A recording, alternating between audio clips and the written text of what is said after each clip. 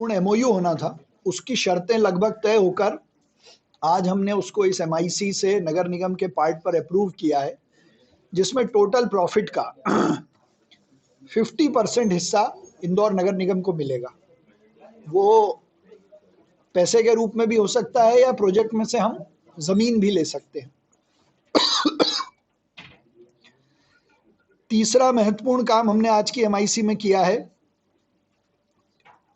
कि पानी के संरक्षण को लेकर, कुएं, तालाब, बावड़ी को बचाने को लेकर, पानी को लेकर एक बड़ा अभियान इंदौर में चलाया जाएगा। साथ ही गर्मी में पानी का संकट नहीं हो, इसकी व्यवस्था बनाकर मैंने अधिकारियों को निर्देश दिए हैं कि एक व्यवस्थित रूप से पानी पूरे शहर में सप्लाई हो। साथ ही इंदौर स्वच्छता में नंबर 1 है, हम नंबर 1 बने रहें, उसमें कई नवाचारों के साथ ये काम आगे बढ़े, उसके लिए भी काम डिस्ट्रीब्यूशन का काम हमने किया है।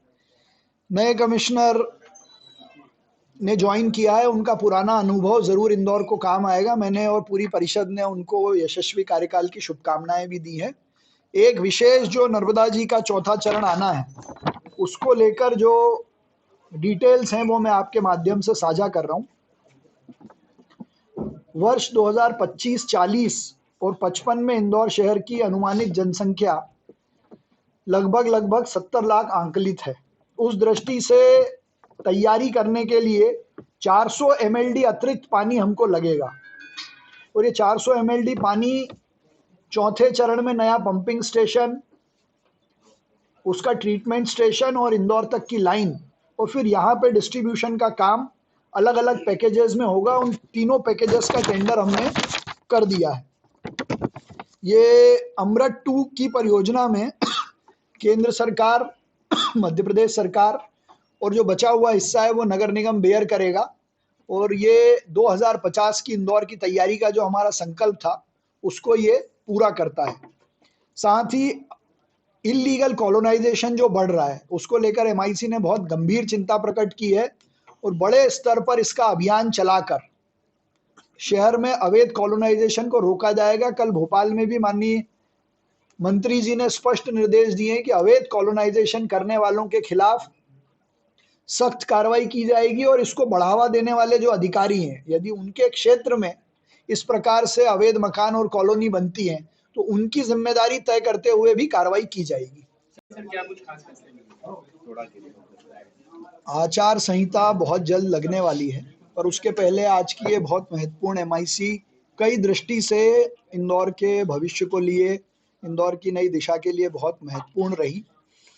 एक, नर्मदा जी का चौथा चरण इंदौर आए, इसका संकल्प भी हमने लिया था, इसकी शुरुआत भी इस परिषद ने की थी।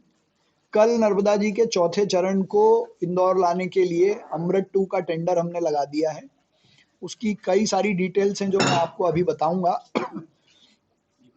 दूसरा, कल भोपाल में इंदौर के विकास को लेकर, विकास के पथ पर इंदौर, देश में बढ़ता शहर इंदौर, कई महत्वपूर्ण विकास के काम डिस्कस भी हुए और अप्रूव भी हुए, जिसमें बाईपास की सर्विस लेन को 4 लेन करने के लिए जो बाधाएं थी उनको ठीक करने का काम किया, वो बनाना है, इस पे सहमति बनी। इंदौर का मास्टर प्लान जल्दी आए और चुनाव आचार संहिता के बाद ड्राफ्ट प्लान भी उसका पब्लिश हो जाए, इसको लेकर माननीय कैलाश विजयवर्गीय जी के नेतृत्व में मीटिंग हुई, और ये तय हुआ है कि ठीक आचार संहिता के बाद ड्राफ्ट प्लान लाया जाएगा। मैं प्रदेश के यशस्वी मुख्यमंत्री डॉक्टर मोहन यादव जी का बहुत विशेष रूप से धन्यवाद, अभिनंदन करता हूं कि मां नर्मदा जी के चौथे चरण को लाने के काम को उन्होंने अप्रूव किया।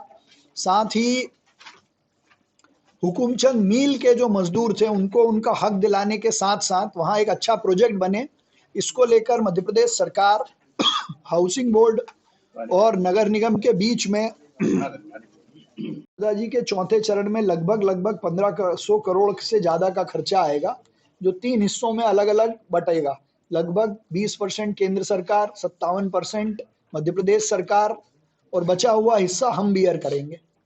शेखर जी के आंदोलन को हमेशा याद किया जाता है, उनका आज अंतिम संस्कार। मुझे लगता है कि ये बहुत दुखद है, इस शहर के लिए उन्होंने बहुत किया है, और मुझे लगता है कि ये उनको सच्ची श्रद्धांजलि होगी कि उनके शुरू किए हुए फेज़ 1, फेज़ 2 की अब आज जो स्थिति है, उसके बाद चौथा चरण लाने का टेंडर उसी दिन हुआ जिस दिन वो दिवंगत हुए।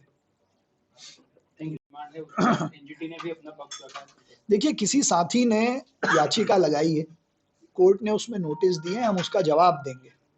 लेकिन ये बहुत समझने की आवश्यकता है कि यदि कोई गतिविधि पर्यावरण को बचाने के लिए की जाती है, तो ये पर्यावरण बचाने के हिस्से में आएगा। वो एसटीपी का प्लांट तालाब में मिलने वाले सीवरेज को रोकने के लिए।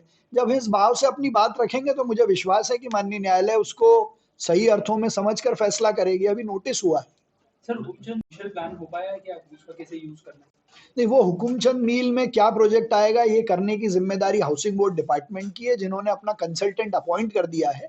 और हमारी जिम्मेदारी है कि हम उनको लैंड ट्रांसफर करें, आसपास कुछ अतिक्रमण है उसको मुक्त कराएं। तो इसके हमने करने के दिशा निर्देश दे दिए, एमओयू साइन कर लिया है। साथ ही इंदौर के स्टेडियम की बात भी आगे बढ़े, इसको लेकर भी कल भोपाल में सब लोगों की सैद्धांतिक सहमति बन गई है कि नजूल निस्तारण में वो जमीन नगर निगम को मिलेगी और आगे का काम बढ़ेगा।